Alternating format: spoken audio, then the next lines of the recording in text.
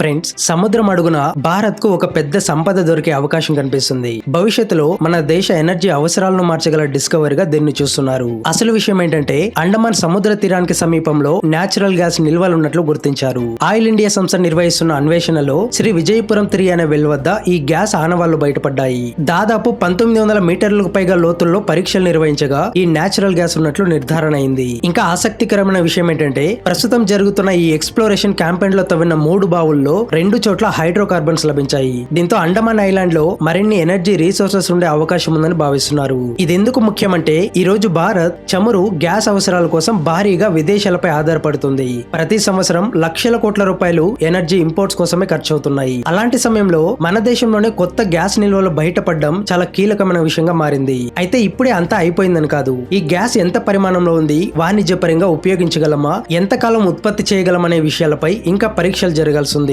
కానీ ఈ డిస్కవరీ మాత్రం భారత్ ఎనర్జీ సెక్టర్ కు ఒక పెద్ద బూస్ట్ గా మారింది. భవిష్యత్తులో ఈ అండమాన్ సముద్ర గర్భం మన దేశానికి మరో మేజర్ ఎనర్జీ హబ్ గా మారుతుందా లేదా అనేది ఇప్పుడు ఆసక్తికరంగా మారింది. మరి దీనిపై మీరేమంటారు? కామెంట్ చేసి చెప్పండి.